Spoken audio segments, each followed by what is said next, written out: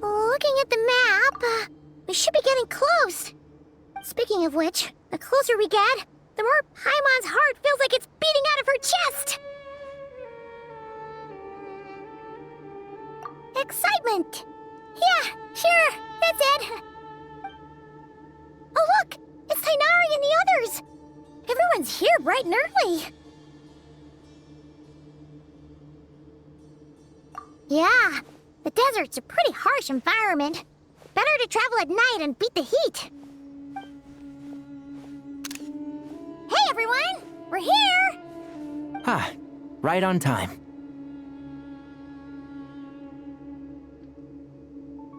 You don't need to worry about me. It's not too hot yet, and I'm properly hydrated.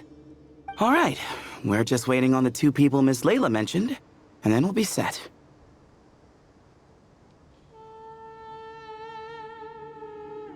He's staying behind. If we don't make it back after a certain time, he'll be in charge of rescue operations. You can count on me. Nice! You thought of everything! Oh, and Cyrus said he'll be in Aru Village, so he's also available if we need help. Haha! Amazing! Having people to watch our back is making Paimon a lot less nervous.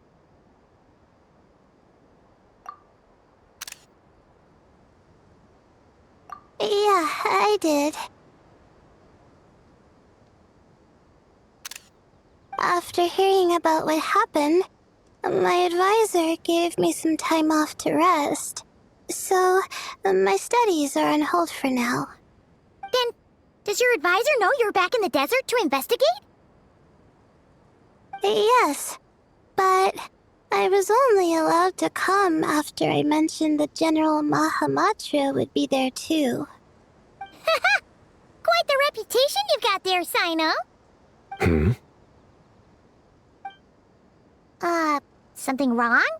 You haven't said a word this whole time. Are you in a bad mood or something? No.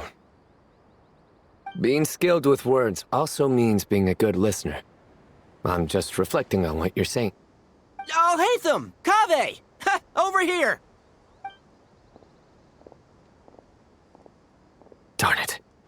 I was just setting up a brilliant... Yeah. I'm sure you'll find another chance.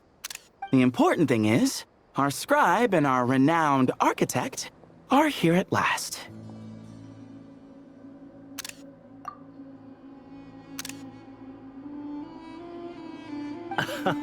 High praise? But wait, why am I renowned and not him? He's just as famous as Sino, Dia, or Nilu. That just means your level of fame is even greater. How could a lowly scribe hold a candle to you? Lowly scribe? Please. All those strings you pulled to get those new books from the House of Dana? What do you call that? Borrowing. Anyone with an employee ID can do it. Uh-huh, yeah. The House of Dana bends over backwards for just anyone, does it? Send a report to Lesser Lord Kusanali then. Let her know someone at the Academia is abusing their position. Hey! I never said abusing! Impressive verbal sparring, as always.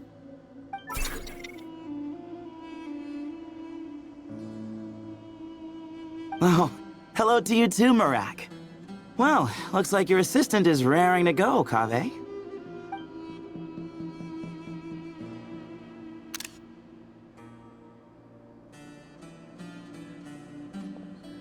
So, I say we get this show on the road. No sense delaying the inevitable.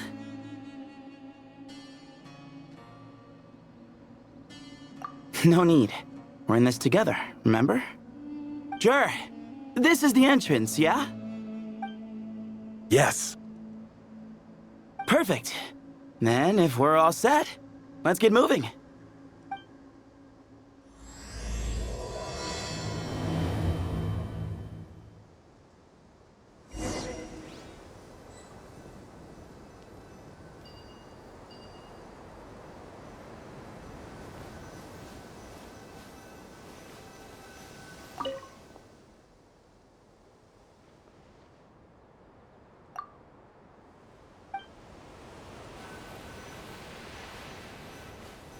I hope everything goes well in there. I've got your back from out here.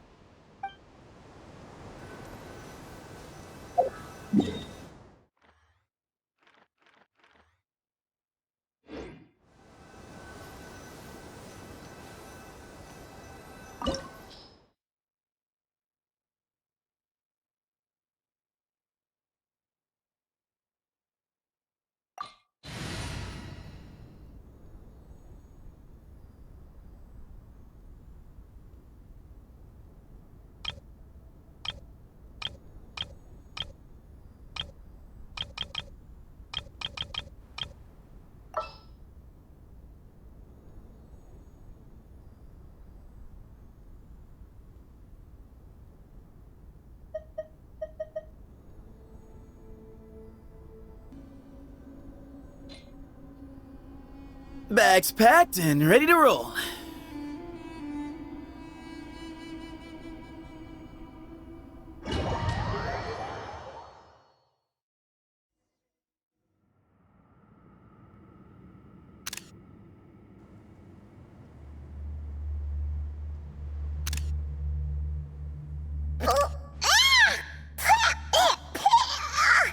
Paimon's mouth is full of sand! Ugh. So that's what falling into quicksand feels like? If this was quicksand, we would have struggled to breathe. No. I think this was regular sand, and we didn't sink into it. We fell through it. Into this place. Agreed. In other words, sounds like a you problem, Paimon. Ha ha, very funny. No way, Paimon's the only one. Ugh. Ha! See? What? I'm the only one with sand in my shoes? Yeah, right.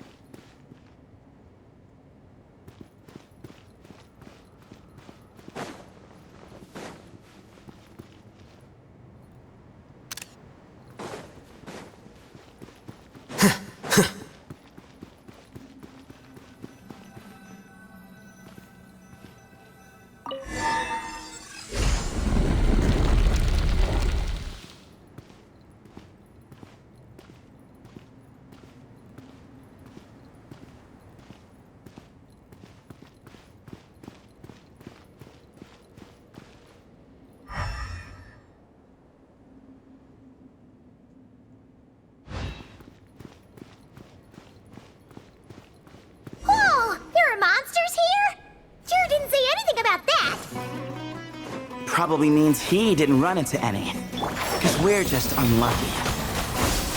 Not the best sign of what's to come. He'll be fine. Let's just use up all our bad luck and we'll be golden.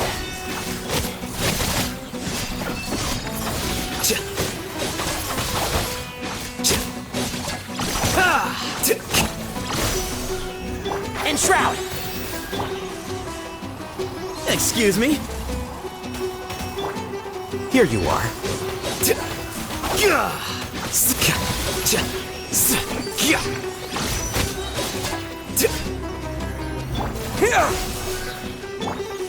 Where you heading?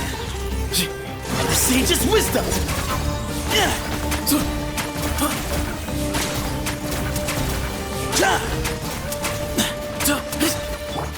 Propagate! Can't see?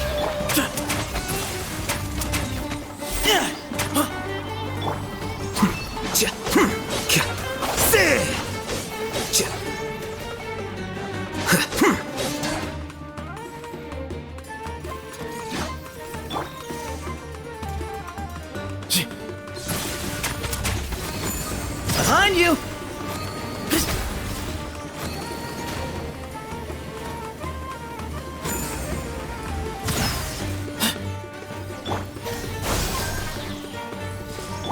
One with the forest.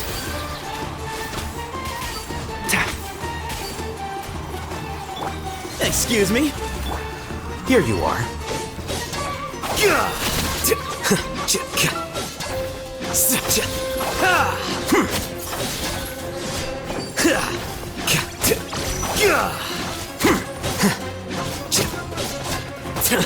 Oh boy! Scatter!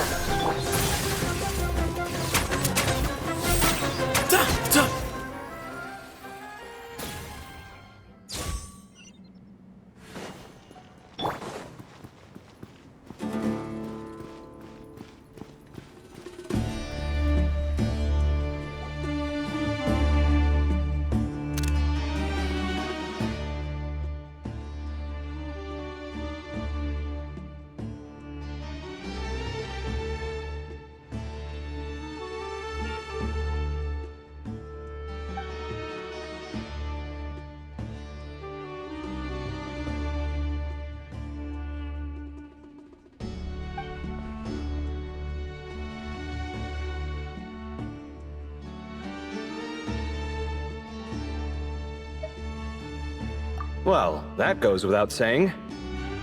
Fair point. There's just one problem, though. The only way forward is through that door. Oh! Is it time to hunt for a key? Paimon loves this part. Don't worry. With our adventuring experience, we'll find it no problem. Let's get searching.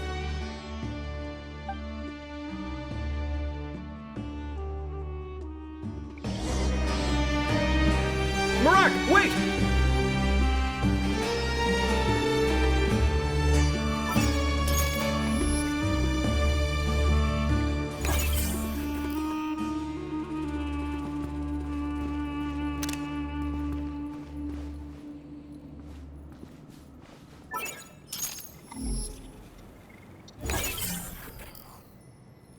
Marak seems interested in these jars. Go smash them. Ah, well, we would hate for you to have to lift a finger, Your Highness.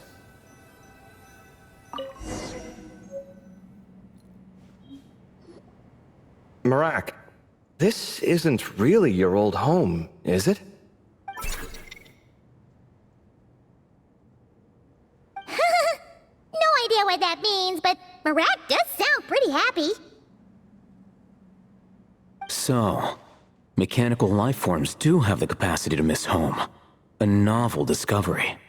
Well, with Marak leading the way, we should be safe, right?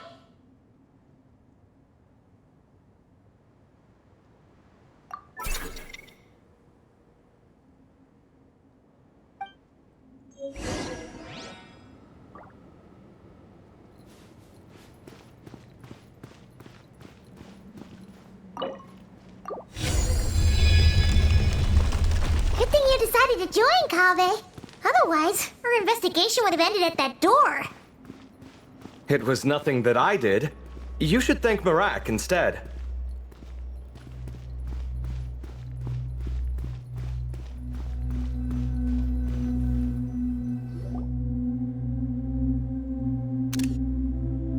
Hold on. At this rate, Paimon's gonna lose her title as best guide to a mechanical suitcase.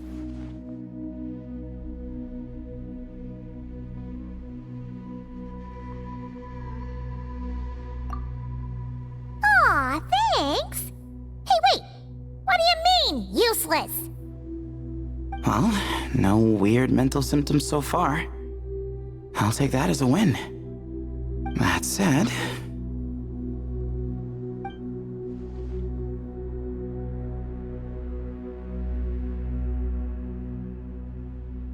There are 3 doors here. So, we split up. Divide and conquer. Otherwise, this whole thing is in ruins. No pun intended on that last part. I swear. Yeah, that might be our best option. Good idea. And the minute things go south, we go back the way we came. Ooh, this is getting exciting! So, who's teaming up with who? Paimon calls dibs on the Traveler!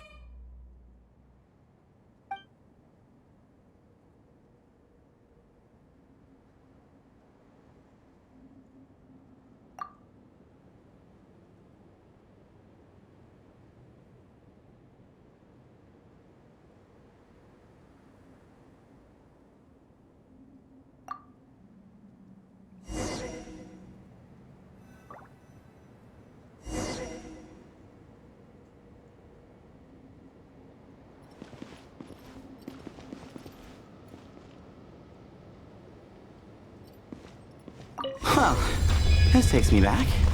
The last time we were in the desert together, the 2 of you came all the way out here to gang up on me. Oh? Sounds like someone's holding a grudge. Just what I like to hear. If you're still hung up on that last one, just name the time and place, and we'll have ourselves another thrilling... duel. Huh. What's with the awkward pause? Were you expecting me to stop you from saying something stupid? You two can have 1,000 duels for all I care, after we're done here. For now, focus on the task at hand.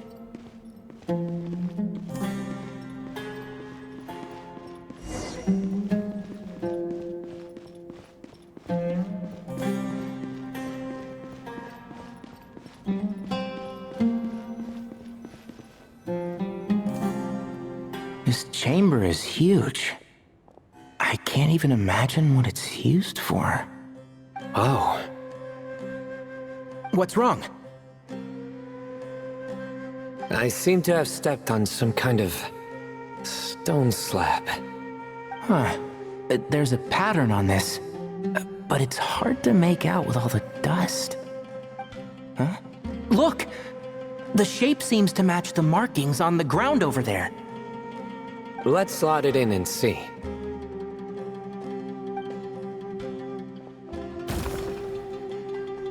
And we have a match.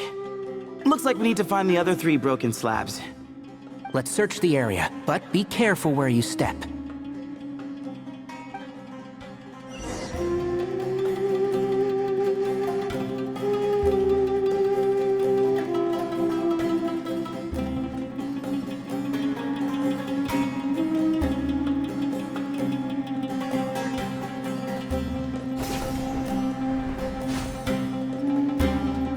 Ooh, got one. Ouch, but watch out. The edges are kind of sharp.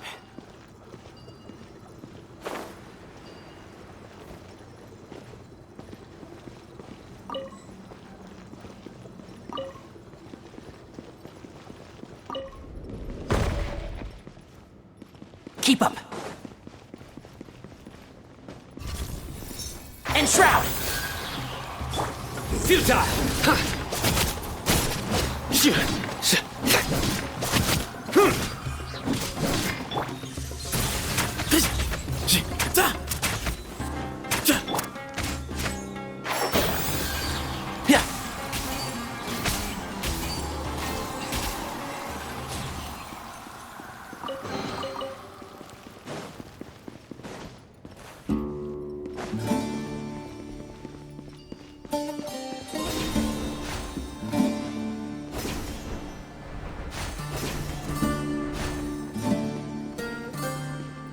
got the third piece!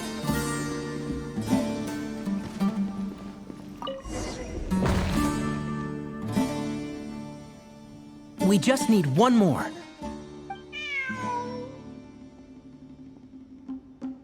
Huh. Look! A cat! Could it be the same one Jer mentioned? I don't think we need to worry about startling him. He doesn't seem afraid of people. Yeah.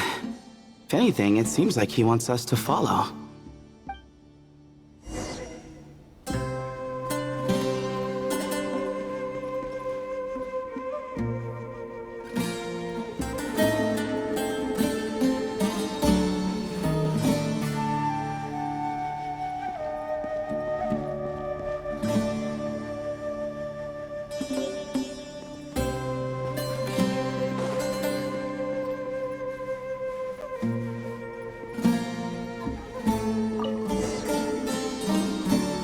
Oh, he led us to the last piece.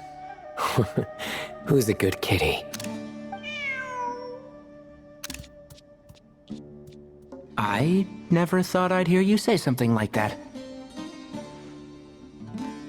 You've clearly never heard how the professor talks to his tomatoes, then.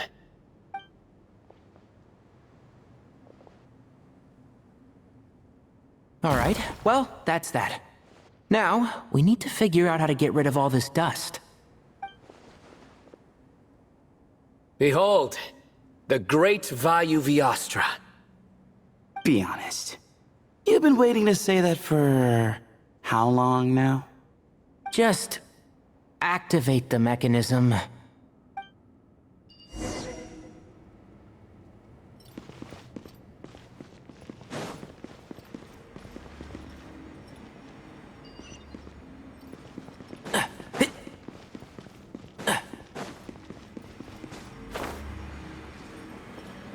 Keep up.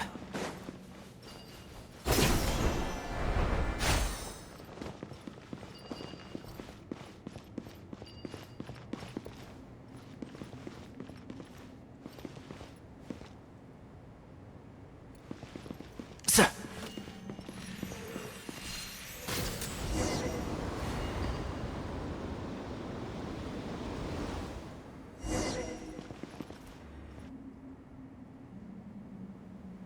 Huh. It worked. It's a picture of... 3 Hermanubises? That can't be right. The ears aren't vertical. Not true. And the looks fall short.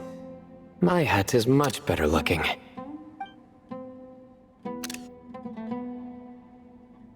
A goat, an ibis, and a crocodile.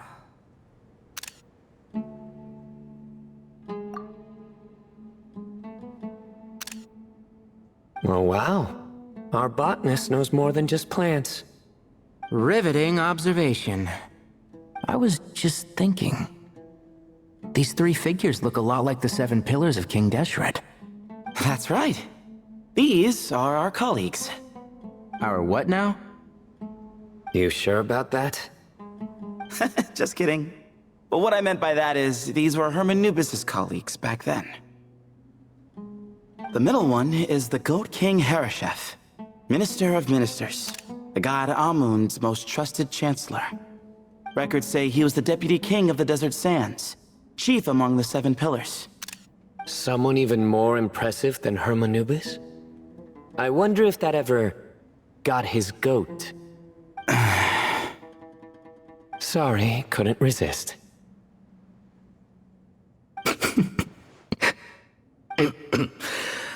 Okay, that was a good one. Wait, really? I've got so much more where that came from. Where were we? This is Sobek, the Crocodile King, captain of captains. As the name suggests, he was a valiant commander and had dominion over all weapons of war. And finally, this is the Ibis King Thoth, scribe of scribes. Your memory's pretty impressive. I bet you're almost as good as me at memorizing cards. A scribe? Did he manage archives then? Like Alhaitham? Wait, that's all Alhaitham does? I never knew being an academia scribe was such a cushy job. Well, that's how his friend put it, anyway. But it does seem like he has a lot of free time. Well, I don't know much about the academia, but I'm sure the Ibis King had more responsibilities than that. The temple's records say he represented the wisest aspects of King Deshret, inventing the desert script and arcane arts at his king's command.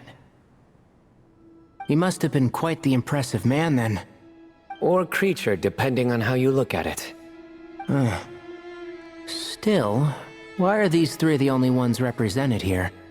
What about the other pillars of King Deshret? Maybe because the three of them were extra close? Huh. Kinda like us. Oh yeah! Maybe we should have someone inscribe us on a commemorative stone slab too. Or we could just take a picture. It would serve the same purpose. Anyway, no more distractions. Huh. Doesn't it look like there's writing carved into the corner? Huh. There is. And it's in the ancient desert script too. Looks like the Ibis King left you some homework. Give me a sec. I'll try and translate it. The ministers are unvirtuous. The scribes unwise. The captains unworthy. My end is not humanity's end. Hereby bestow upon you all the far side of eternity. Wait, so they went to Aru? It doesn't sound like it was their idea. The far side of eternity is said to be the final land of dreams for all desert dwellers. But if such a place did exist, wouldn't it also be an inescapable prison? Yes, and based on the writing here, it's clear King Deshret wasn't pleased with these three. This gift he bestowed upon them seems more like a punishment. Such is the power of a king, I suppose. Which means the goat's the one who got in the end. Huh. Yep, not as good the second time. What? Impossible. Well, looks like that's all we can learn here. Should we keep going? Yes, no time to waste.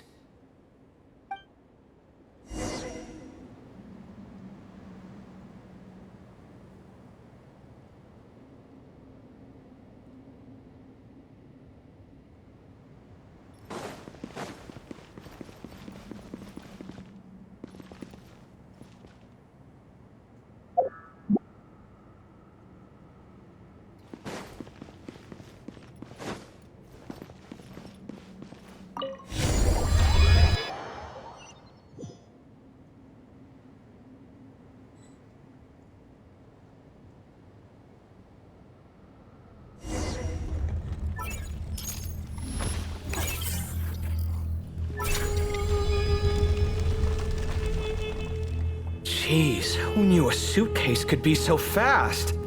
Marak is nothing like this when it comes to housework. Hey, wait up! A scout's job is to take the lead. Just let Marak figure it out. Easy for you to say. I'll be the one doing the repairs if something happens. Why don't you go scout ahead then? When I think of a comeback, I'll let you know. Oh, Marak stopped. What is it? Found something? Looks like something covered in sand. Let's get it out then. Come on.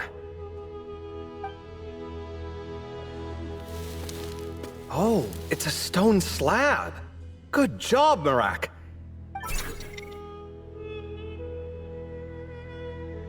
Let's take a look. Huh. Looks like this part of the picture goes over there?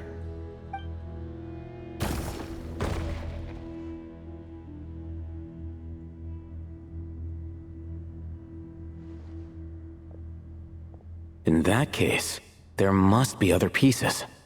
All right, and let's look around. Hey! Why are you sitting down?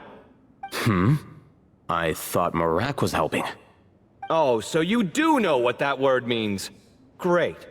Are we supposed to just sit back while Marak does all the work? No, I doubt you could do that. Exactly. But I can.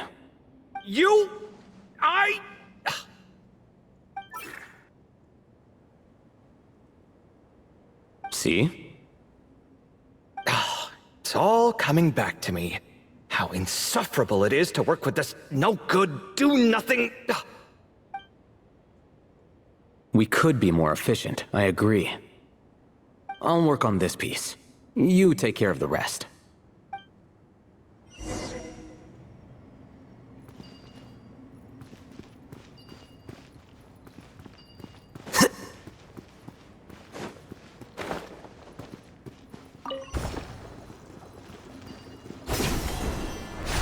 Found one!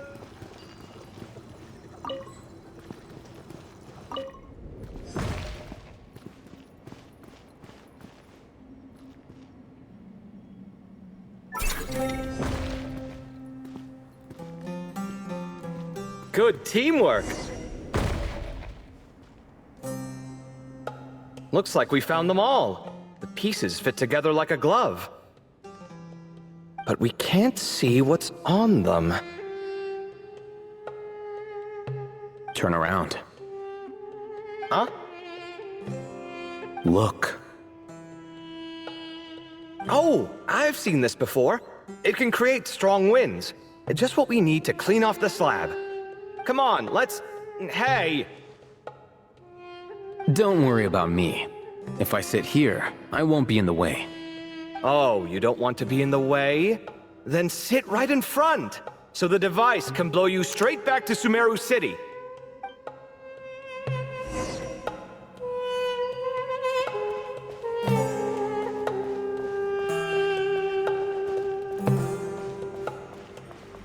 Come at me!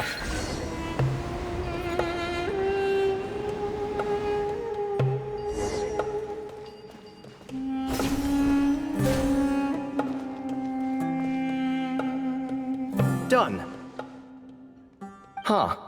That's one big cat. And there's a shattered crown. I think it's depicting some kind of story. Look, there's writing too. The Ibis King answered the young noble, granting him the wisdom he sought. But the fragile crown was shattered by lies in the end. Here I leave the name, Gudar's. Gudar's? I've seen that name in a history book before. He was a young noble who sought to save his realm, and a king who once united the desert. That's right. Although his methods were rather shameful. During his long reign, he betrayed his family and the nobles who supported him, only realizing the error of his ways after his enemies left him nowhere to turn. But by then, it was too late.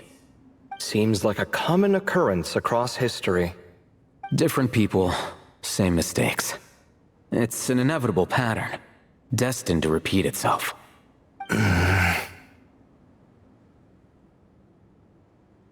The writing mentions the Ibis King, but a cat is depicted here. Does that mean... So far, what's depicted on the slab seems true to history. In which case, this cat is either a proxy for the Ibis King or a manifestation of said king himself. Exaggeration is a common method ancient records use to highlight a being of higher status. And as we know, Layla and Jur both heard the sound of a cat while escaping the ruin. You're saying the Ibis King, one of the legendary 7 pillars of King Deshret, is here, still helping those in need? I'm saying we can't rule it out.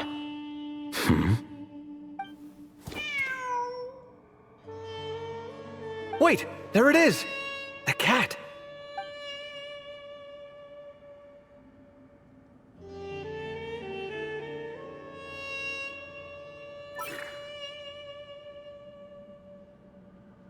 Ah! Marak went after him! The cat's showing us the way forward. Come, let's follow. Okay.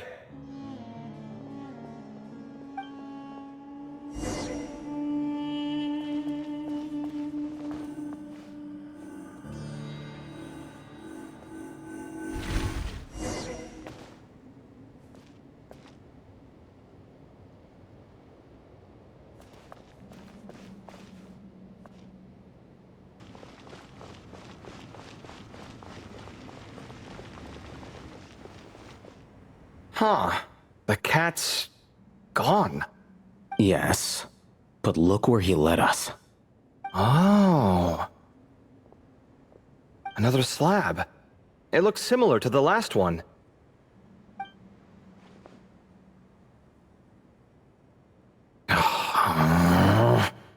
Oh, by all means, take your sweet time. Wouldn't want you to overexert yourself.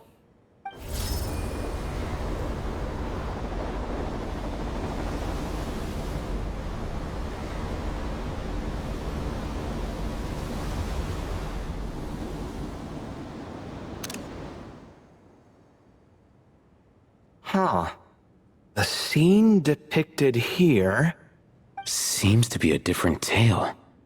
The Ibis King answered the Jinn-blooded dancing girl, granting her the wisdom she sought. But enemies plotted to kill her close kin. Snake venom was her self-chosen end. Here I leave the name. Makaira. The Temptress of Woe? You've heard of her? Of course. I don't just sit around doodling all day. She's mentioned in tons of papers about the desert. As I recall, she was given as a gift to the tyrant king of Gurabad, and later seized the opportunity to kill him. After getting her vengeance, she reigned as queen for many years, until her enemies attempted a coup, and she took her own life. That's more or less the version I've read as well. It seems this queen also had dealings with the Ibis King. Yeah, I'm starting to find this whole granting wisdom business a bit concerning. I mean, considering how Gudars and Makaira ended up, it might not have been a good thing. But, at the same time, if the cat guiding us is linked to the Ibis King, then he doesn't seem like a villain either. People are complicated. And the same is true of the servants of the gods, no matter their wisdom or power. Let's reserve judgment for now and keep moving.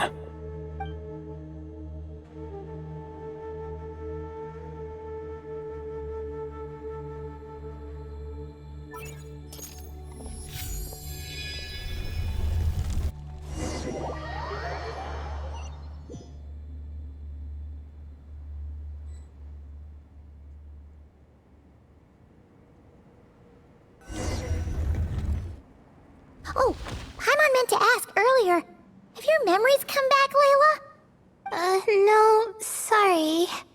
To be honest, nothing about this experience feels familiar. Besides, my focus is the stars, so I don't spend a lot of time exploring ancient ruins. Guess that makes us the senior researchers in this scenario. Stick close, all right, Layla? Okay.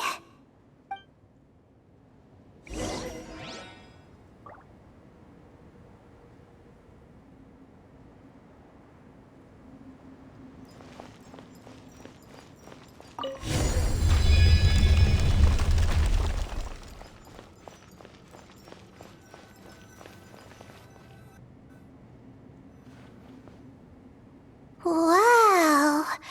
What a tall ceiling. Yeah, but for such a big place, it's so empty. Like no one ever lived here. Sure must have been boring to live in ancient times, staring at ceilings all day. Now that you mention it, I've heard some people used to draw star maps on their vaulted ceilings. Some would even make them transparent to better observe the movement of the stars. It sounds so nice. Stargazing from the comfort of your own home.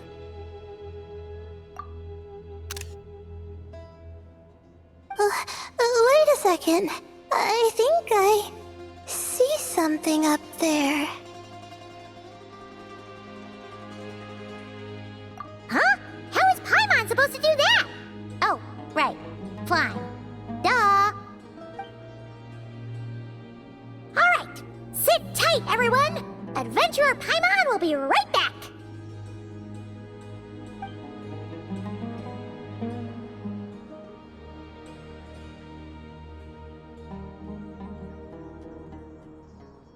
Okay.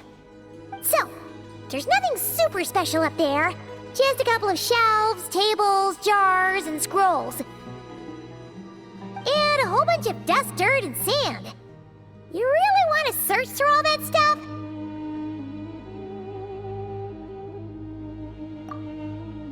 Well, when you put it that way... Come on then, let's see what we've got. Paimon's hoping for something super valuable. Thanks. I'll stick close.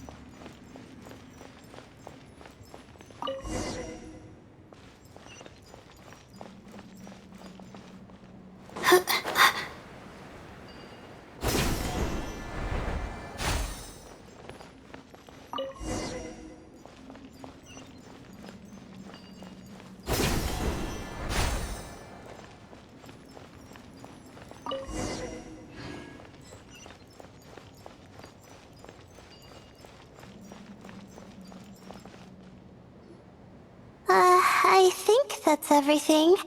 Most of the documents are in the ancient desert script, except these ones. These seem old as well, but the handwriting makes them stand out.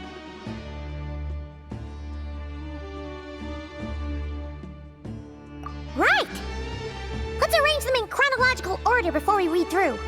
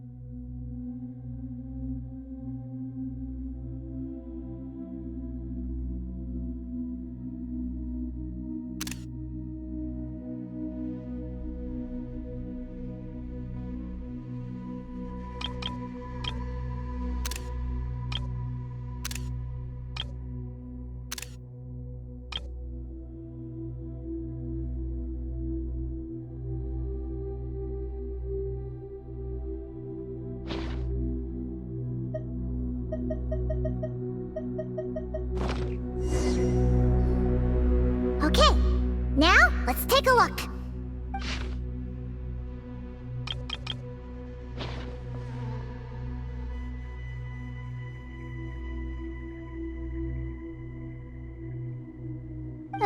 Maybe this person fell in by accident, like Mr. Jur and me.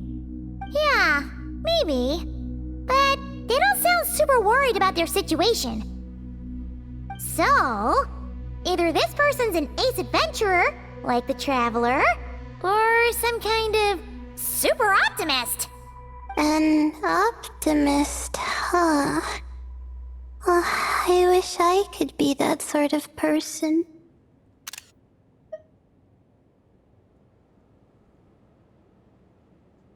That's right! You're detailed and passionate. Great qualities for an adventuring buddy. This optimist seems super obsessed with exploring every corner of this place. That could have gotten them in big trouble for all we know. Well, I appreciate the compliment.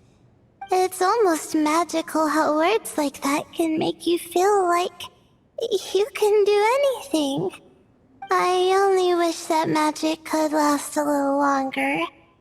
Until I figure out my new study topic, at least.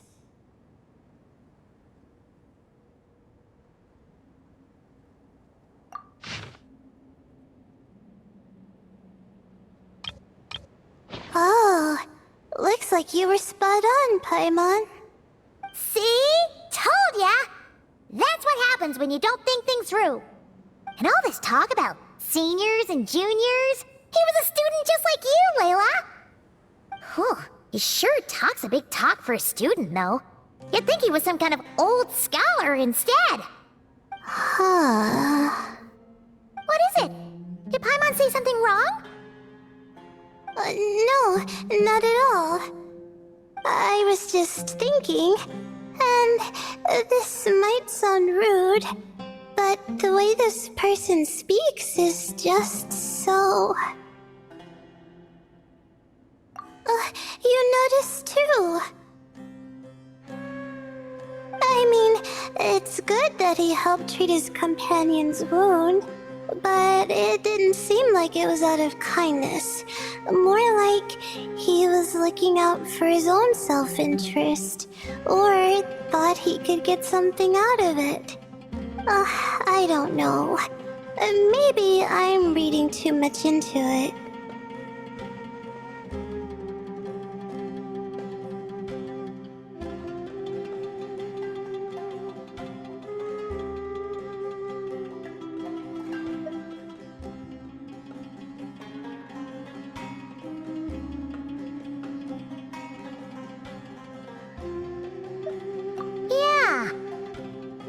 If you're both in this dangerous situation together, wouldn't you mention them at least once?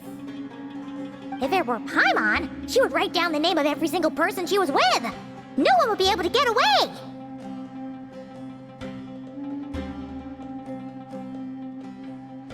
Actually, I find Paimon's approach quite sensible. It makes sense from a safety perspective, too. That way, if anyone came to the rescue, the notes would be able to tell them everything they needed to know. Whoa! That's genius-level thinking! Well, I learned that from Madame Farazan, actually. I'm not speaking from personal experience or anything.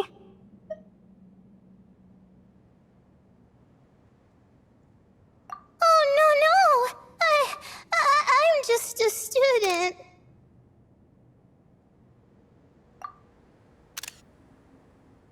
It's fine! You taught us something, so you're our teacher. Simple as that.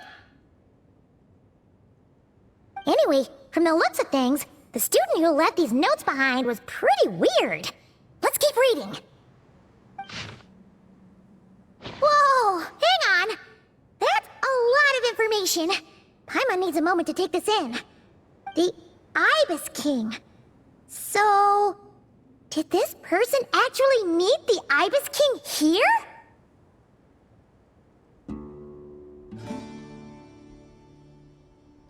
Sorry. Who?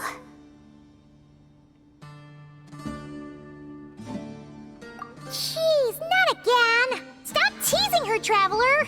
You know she was asking about Nefer. Anyway, Nefer's, a friend of ours. And she's mentioned the Ibis King before, but not in much detail.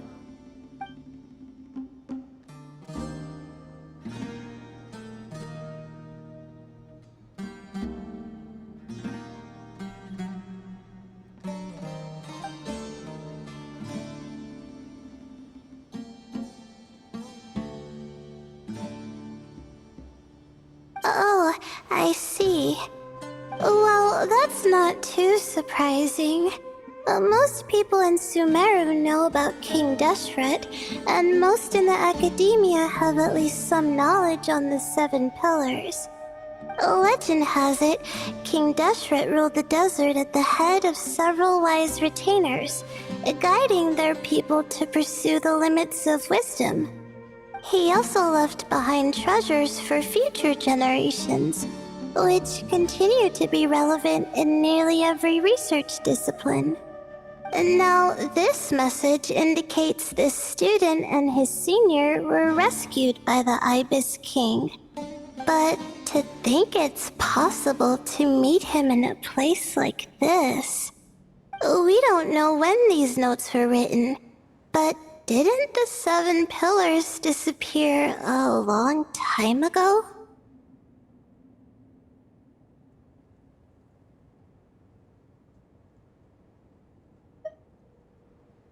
Yeah, the notes made it sound like his powers were restricted. Also, the mention of this form? What is that supposed to mean? I'm not sure. Let's keep reading. Oh, this is the last page. There's even a signature at the end. Well, sounds like they made it out. Guess it was a happy ending after all.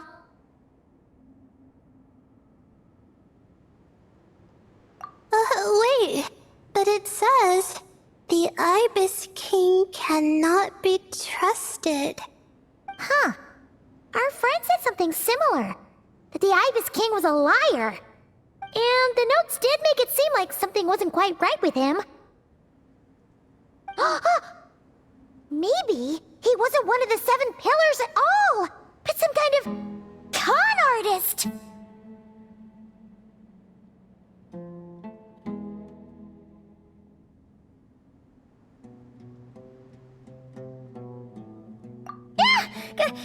Great, Ibis King! If you heard that, Paimon didn't mean it! Please forgive her! Don't trap us here! I think Paimon raises a good point. Let's keep our guard up just in case. Alright, I think that's all the clues around here. How about we... Oh! It's Marak!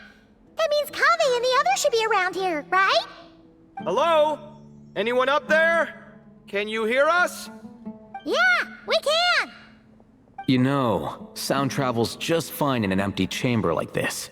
You don't have to shout. Of course, if you're shouting to express your excitement at being reunited, by all means, pretend I never said anything. Yelling like this is kinda exhausting. Come on, let's head back down.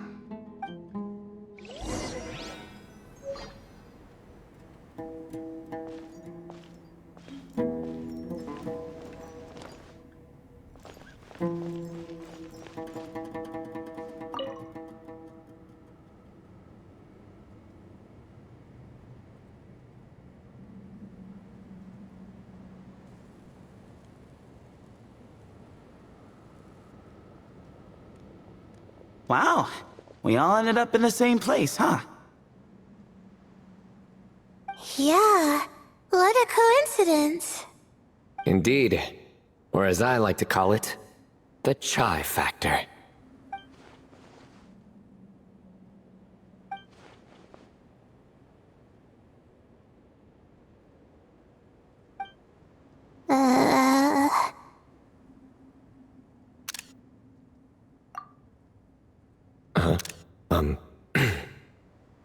reply? Just say it.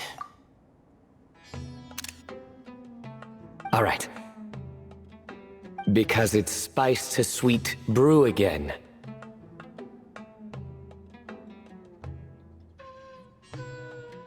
Oh, hey, that's a new version. Oh, wait, what? You've never heard that one?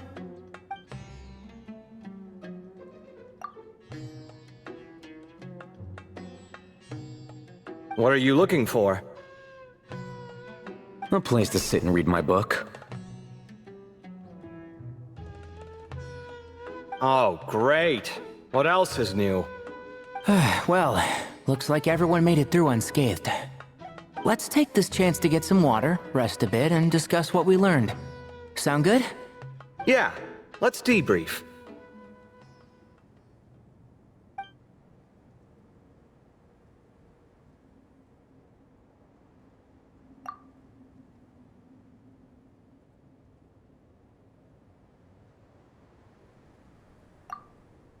Okay, so we all learned a lot, but it feels like we ended up with even more questions. Yeah, but one thing's for sure. This place is tied to the Ibis King in some way. Hey, Sino. You're the current representative of Hermanubis. Can you call him up for a sec? Of course. Just let me sense his presence.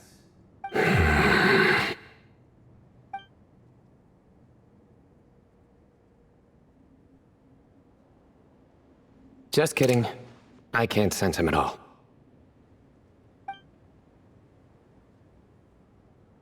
Jeez, Sethos. Did you set him up for that one? What are you, a two-man act? Sorry, Hermanubis isn't like the Ibis King. He can possess me, but I can't talk to him whenever I want. Oh, truly? Does that mean he's gone? I would have liked to reminisce about old times with him. Ah, the cat!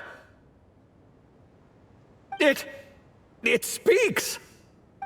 Of course it speaks. In fact, it is not an it at all. You do me a great offense. My apologies. Esteemed cats, sir?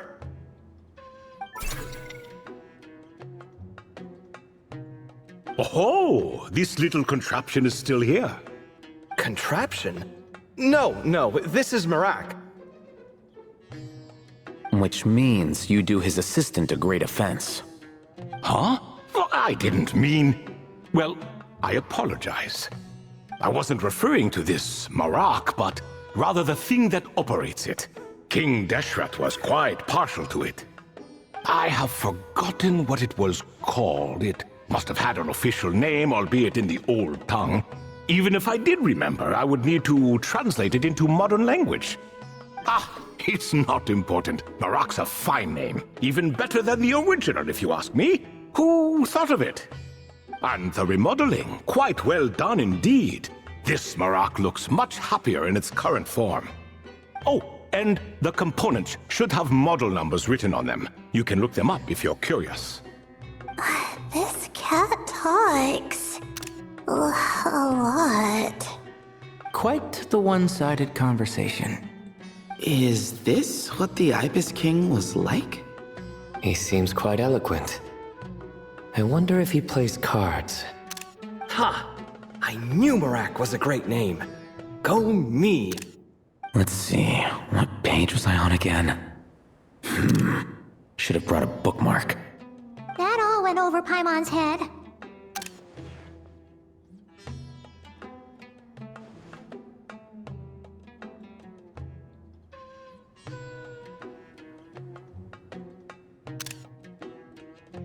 Hello indeed.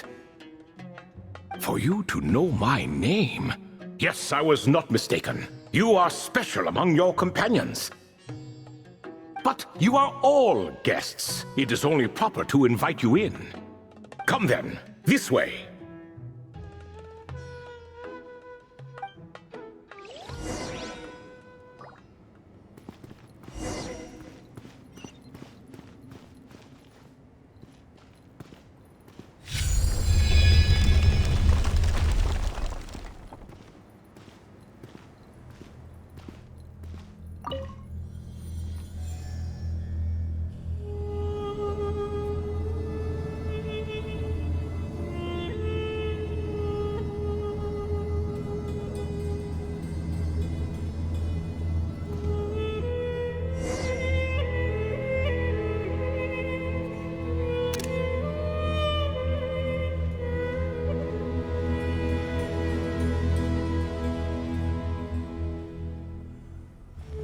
Welcome to my humble abode. Oh, your house sure is spacious, Lord Ibis King. I fear it's not quite what it used to be. In fact, it has long ceased to be my home at all. It belongs to the descendants of the cats I once raised. Such adorable creatures, aren't they? Take the one I'm borrowing here, for instance. A chubby fellow with such lovely fur. Anyway, tradition dictates that a special guest such as yourself be presented with a gift. Alas, it's a first-come, first-served basis, you see. I fear with the passage of time, none are left. What? So the treasure's gone already? Treasure, you say? Not an inaccurate description. Yes, and no. I have the power to grant gifts inaccessible to the masses. The only requirement is answering a question. Not a bad deal, yes? Of course, my questions were given unto me by King Deshret, who in turn received them from the Mistress of Flowers. There are 3, and no more. What causes our rise and fall? What obliterates love and hate? What determines truth and falsehood? The more he talks, the less Paimon understands. I see. That must mean Gudars and Makaira managed to answer 2 of the 3. Another who understands. Oh, so that's the event those 2 slabs are depicting. Ah, priests and their records. A singular obsession, and quite boring too. After being imprisoned within Aru, I could, on occasion, take the form of a cat to converse with those around me. But I despised speaking to them. No conversational skills whatsoever. Now, humans like you who stumble in here from time to time, you are much more interesting. Hold on, we're getting off topic again. The 3 questions you just mentioned? What are they for, exactly? Ah, that is a story that begins with King Deshret. And we're in for another long one. Nostalgia for the past is common to us all, is it not? And our king, he was such a proud, solemn man in those days. He watched us speak of the present and the future, of the wisdom we possessed or were about to obtain.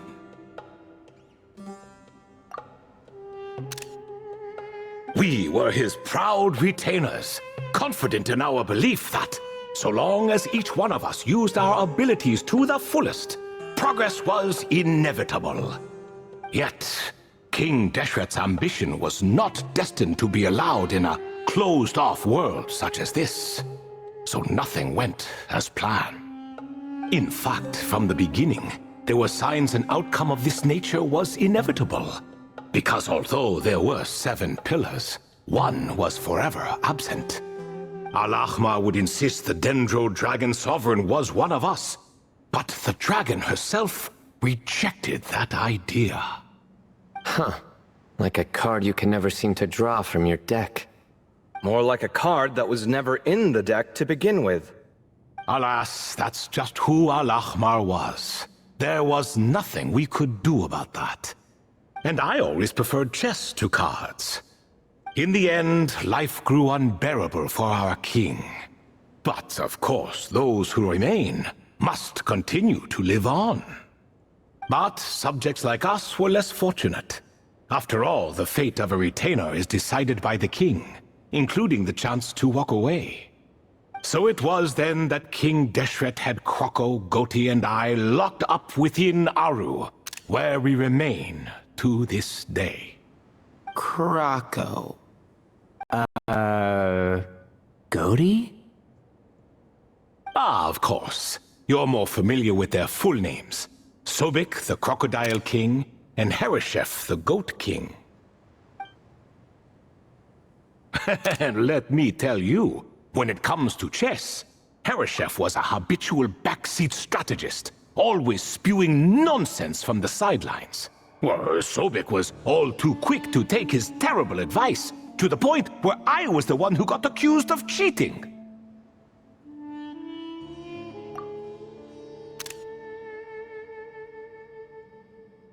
Chess is an exercise in patience, and that man couldn't sit still to save his life. He could never excel at that game. In fact, neither of them were good at chess. Even so, we played together often, and since I was always the winner, we got along quite well. What are you laughing at? Were we not good friends? No one's laughing. Paimon would never. No, not you, it's Goti. He's laughing for no reason again. Can you not hear him? Ah, right, of course you can't. The two of them are inside Aru, as am I, so only I can hear them. What is even going on here? Has he, started to lose it after being trapped for so long? That does happen to prisoners serving life sentences. Speaking of which, how's Azar doing these days? I doubt he's doing much of anything. Just what I wanted to hear. What is the meaning of this? You doubt my words? I have half a mind to not talk at all. Oh, no. They're not questioning you, Lord Ibis King, just discussing other things. Please, continue. In that case, where were we? Getting to the part about the 3 questions. Hopefully. Ah yes, we're almost there. Before I entered Aru, King Deshret said I could be released from my eternal seal if I chose humans who could provide the correct answers to those 3 questions.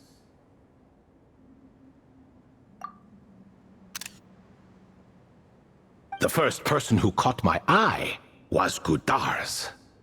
I asked him, "What causes our rise and fall?" He answered, "Conspiracy and betrayal, for it renders the righteous and wise unable to succeed, and thus nations fall."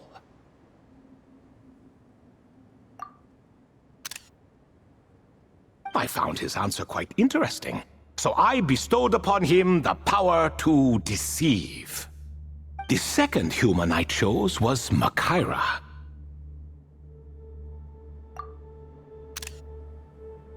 I asked her, "What obliterates love and hate?"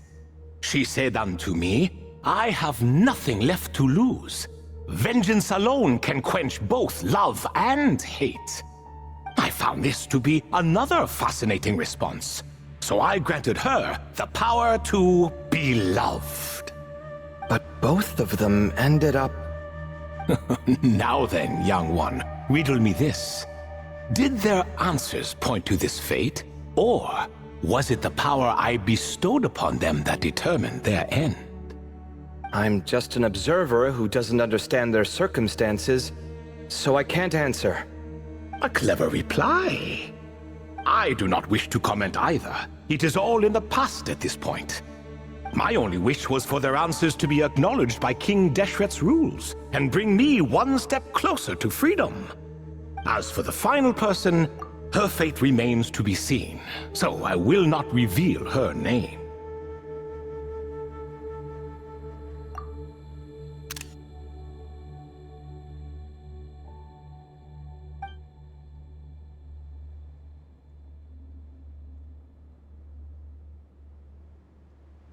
I asked her, "What determines truth and falsehood?" and found her answer quite compelling, so I bestowed upon her a gift to match.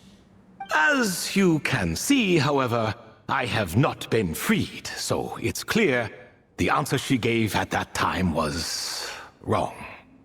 But alas, 3 people were chosen and 3 questions were asked, so now all I can do is wait.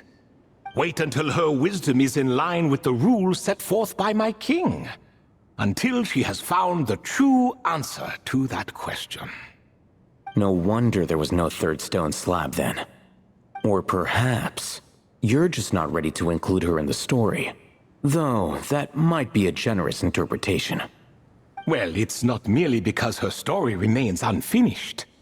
As the remaining priests of this place left, or passed on, there were none left to record the events that followed. Besides, stone slabs are few and far between in the Great Red Sands. In the sprawling desert, very few things or people even manage to leave a trace. But sometimes I can't help but wonder, if that young man from several centuries ago had been willing to answer my question, would I have left Aru by now? Wait, so there was someone else? Of course, it has been thousands of years after all. All sorts of people have stumbled upon this place, but I only chose the special ones. That young man had such a singular intelligence, though his companion, by contrast, was rather average.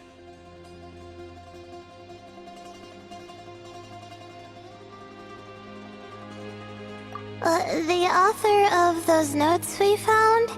The student named Zandik? Ah, yes, I think that was his name. In truth, I was unsure whether I should grant him my third remaining gift.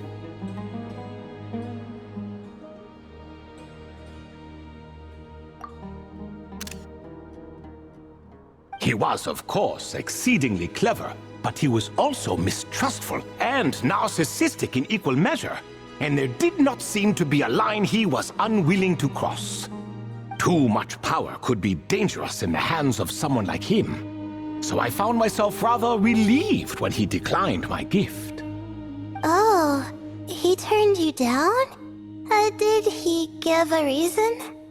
Yes. He said he didn't need it. I still remember the look in his eyes.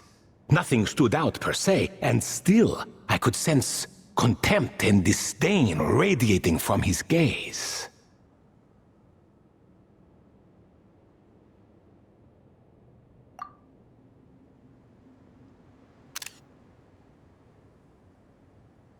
I could not give an exact reason, but on instinct I just knew. It would not end well to get close to a man like that. So, I tricked him. Stick close to your companion, I said. Only the descendants of Tuletula can come and go as they please. Leave him behind, and there is no escape for you. So, does that mean his companion wasn't a descendant of Tuletula? Oh no, that part was true. The lie was in the other half. Anyone can enter or exit this place. There are no restrictions. I saw that his companion was exhausted and was concerned Zandik might leave him behind, or worse, that some other accident might befall him. So I made up an excuse to prevent Zandik from going a step too far. Oh, and speaking of, Sandik's companion had the same blue hair and pointed ears as you.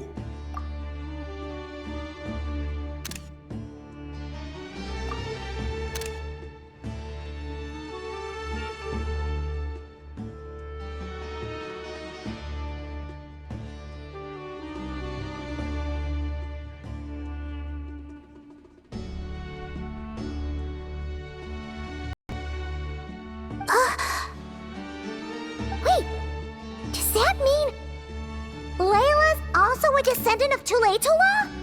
Indeed. When Hermanubis founded that city, he took in many who had nowhere else to go.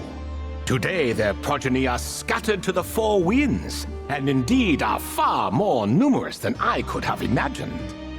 So the person you protected could have been my ancestor. Yes, yes. You're very welcome for that. Could I ask another question, Lord Ibis King? Of course. I have nothing but time, I'm afraid. Did you also save me and a man named Jur? I did. You two were quite unlucky bumping into a device King Deshret once used to measure human brain power. That contact caused more knowledge than you could handle to flood into your minds. So I replaced that knowledge with simpler, repetitive information. Of course, the side effect being the same thought repeating over and over again in your mind, but that should resolve itself in time. How many moons are there in the sky? Yes, that was the phrase I used in your head. I forgot the other one, though. I believe it had something to do with food. Both were spur-of-the-moment decisions, so no need to dwell on the meaning too much. Oh, I see. Thank you, Lord Ibis King. As I said, young one, you are most welcome. If you're inclined to return the favor, perhaps you could turn off that device so no one else can trigger it? There's only so much a cat's paw can do, so I'm afraid this is something I must leave to you. Or Marak, I suppose.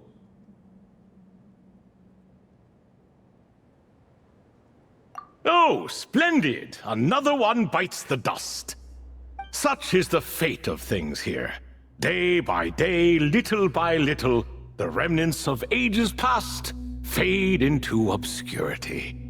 For that reason, the gifts of bygone eras, be they tied to your blood or technological in nature, are not to be revered. They are tools, nothing more.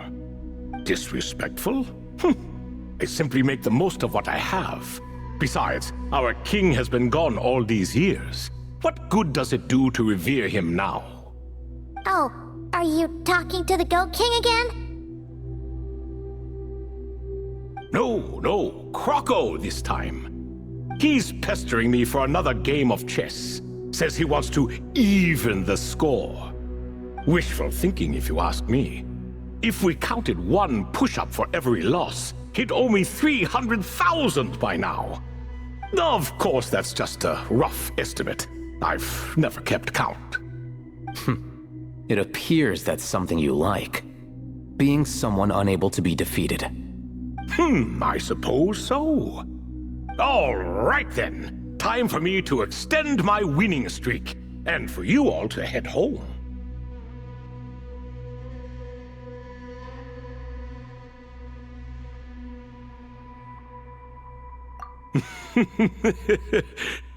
In truth, deep down, I know even the answers to those 3 questions will not change my fate. But that is for me to reckon with. Go on now.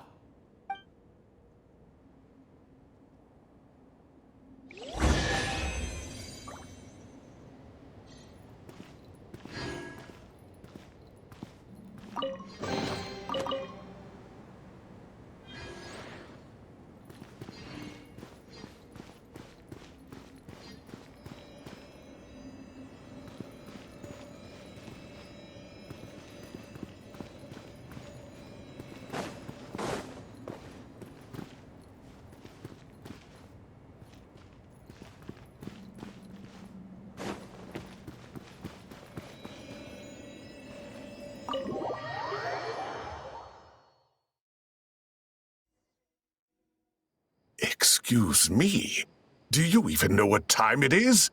I've harvested 3 crops of tomatoes while you've been gone. You're exaggerating, Professor. I'm making a point. There's a difference.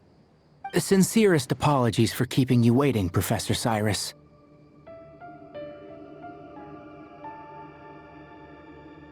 See, that's what I call manners. Now, are any of you hurt? Nope. It went way smoother than we expected, actually. I presume the investigation is complete then. Come, tell me all about it. Oh my, did you luck out? If you've read the work from the Vahumana Dashan, you would know that the Ibis King has, well, let's call it a mixed record. Perhaps he softened up a bit in his old age, and that's why he chose to help you. Or perhaps he just didn't have a good enough reason not to help us. See? Marak agrees. How do you even know that's what Marak meant? That could have just been a happy noise. In any case, there's a lot to be happy about. We figured out what happened to Layla and Jur, and there were some unexpected takeaways too. Yeah, I never expected to learn about my ancestry. I've always thought of myself as just an ordinary student. I never would have even considered something like that could be true. Come to think of it, our ancestors might even have been friends at some point. Huh? You're right. Maybe I should take a trip back home to see if I can find any records about that. Oh, I was just throwing that out there. I wouldn't want you to go to the trouble. It's fine. My advisor gave me a break, and I still have a few days left, so... Oh, wait. My study topic. I haven't made any progress at all. No. I need to focus on that instead.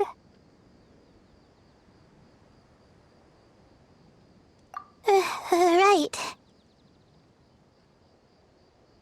Couldn't you help her, Professor? Huh? No, I could never. Me, you say? I'm from the Spatamar Darshan, and I don't think that Nephis or Zahahadi researched the stars.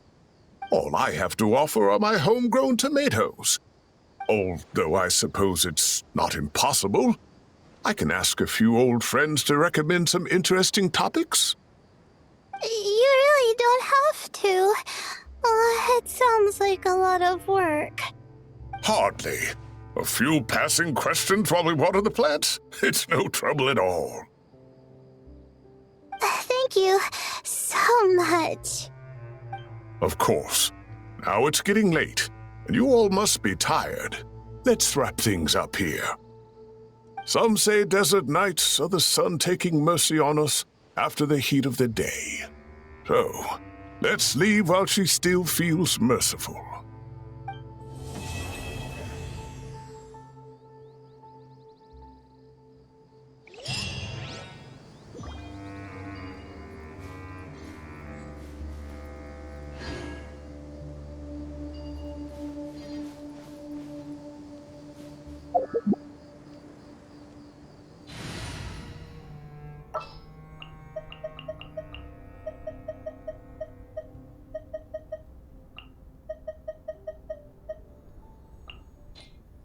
Nearer to the action is closer to the truth.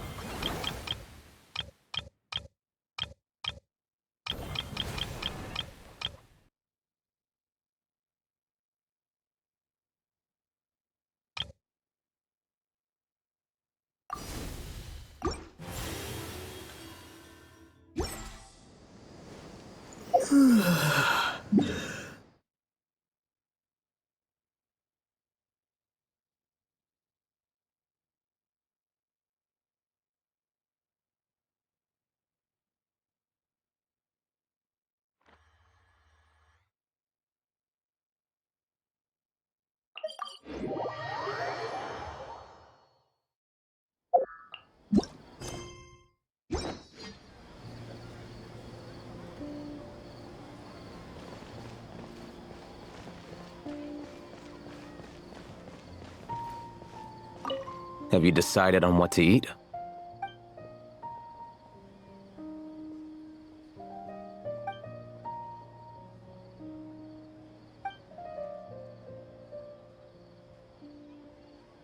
Fine.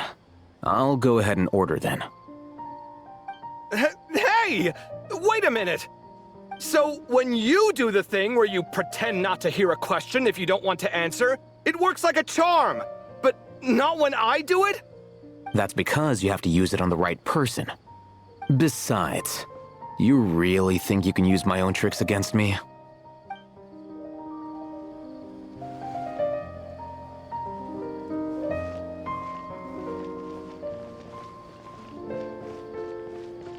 Hold that pose!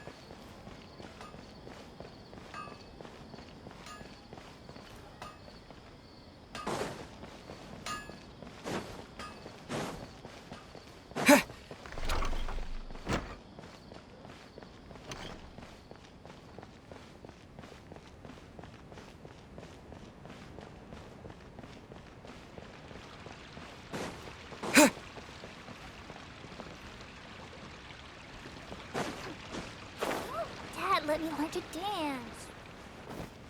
In my opinion, Shoots is the best.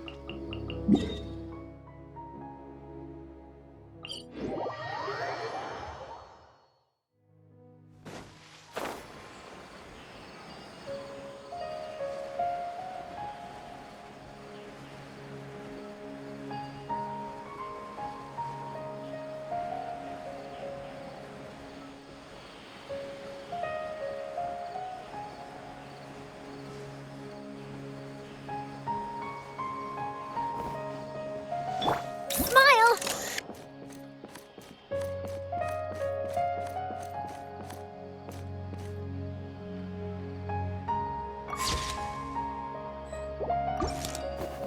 Surely that little girl must be leaving. You don't make it out to Gandharvaville often, and there wasn't time for visiting earlier. So why don't you stay a few more days? Sure. Got anything fun planned? Not really. We usually just go camping, do a little fishing, have a barbecue, things like that. Oh, and we invite the traveler along too if he's in town. Nice! I love camping. And a barbecue is a must. Don't get too excited. You might not know this, but Tainari doesn't use seasoning when he grills. Huh? No way. Don't listen to him, Sethos. I prefer a clean taste, but you can put on as much as you like. You could have at least played along. You've changed, Sino. Man, it's a shame Hat Guy hasn't been around lately. Or I'd invite him to join. He's the perfect buffer for your nonsense. I wouldn't mind him tagging along either. It's just a shame he doesn't play cards. Do you want to know why? Absolutely not. Seriously though, where did he go? Has anyone seen him around at all? I heard he's taking care of something in Nod-Krai. Oh, well, I hope it all works out.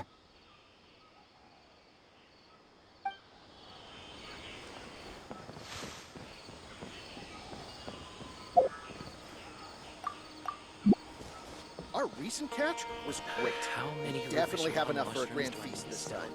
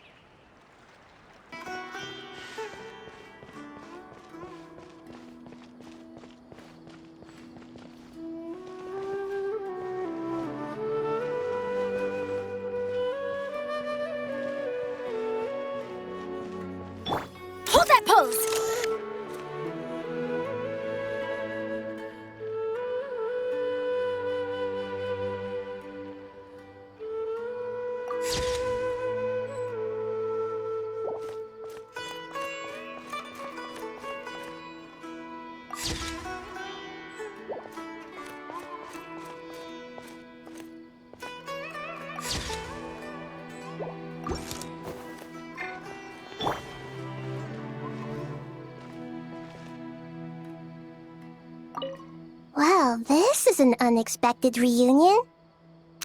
Like, 3 stars of different colors rising in the same sky.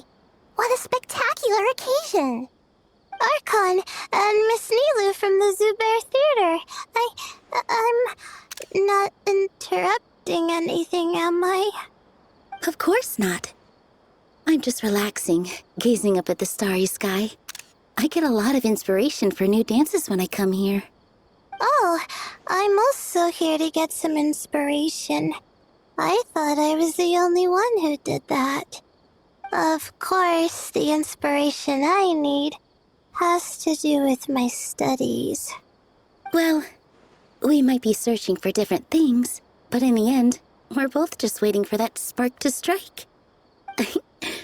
But this time, it wasn't inspiration, but Lesser Lord Kusanali who came knocking instead.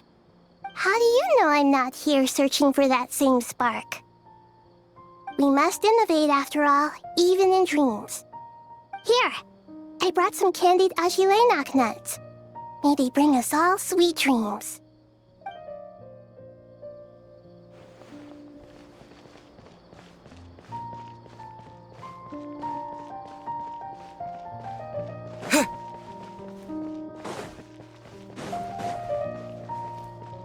But what if Tavad is round?